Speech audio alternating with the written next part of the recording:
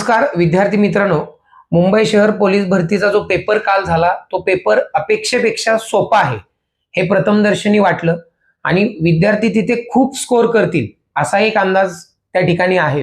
पण तरी सुद्धा जेव्हा स्टुडंटशी प्रत्यक्ष संवाद झाला माझा तेव्हा बऱ्याच विद्यार्थ्यांकडनं अशी प्रतिक्रिया आली की सर टाइम पुरला नाही, लास्ट मोमेंटला गडबड झाली, कारण क्वेश्चनचा जो सिक्वेन्स होता तो मिक्स होता।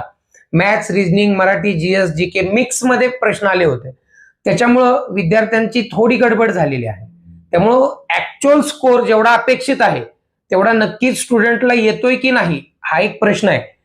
तर आता नेमका कट ऑफ मेरिट किती लागेल, विद्यार्थ्यांचे भरपूर कॉल आहेत, कारण मुलं टेन्शन मध्ये आहेत, खूप मेहनत करून मुलं पेपर पर्यंत पोहोचत असतात आणि मग त्यांना एक अपेक्षा असते, एक आस असते की आता नेमका आपण कट ऑफ मध्ये बसू का, आपलं नेमकं होईल काय, आपण काटावर आहोत की काय।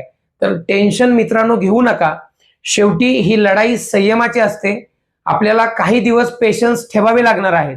पण आता एक प्रिडिक्शन जे आहे कट ऑफ बद्दलचं ते बांधण्यासाठी मला तुम्हाला एक अपील करायचं आहे की तुम्ही सर्वांनी, तुम्ही ज्यांनी ज्यांनी एक्झाम दिली आहे त्यांनी तुमचा फायनल स्कोर किती होतोय आणि तुमची कॅटेगरी कुठली आहे हे जर कमेंट करून सांगितलं तर आपल्याला एक अंदाज लावता येईल की प्रिडिक्शन लावता येईल की कट ऑफ साधारण कसा लागेल।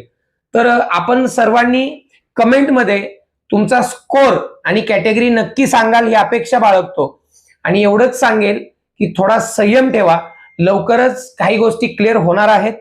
आता सध्या अमुक अमुक एवढा कट ऑफ लागेल किंवा मेरिट एवढं लागेल याविषयी कुठलाही अंदाज बांधणं हे घाईचं ठरेल आणि तुम्ही सुद्धा अशा मेरिटच्या अंदाजावर विश्वास ठेवू नका। फक्त तुमचे मार्क्स फायनल किती होत आहेत ते कमेंट करायला विसरू नका। धन्यवाद।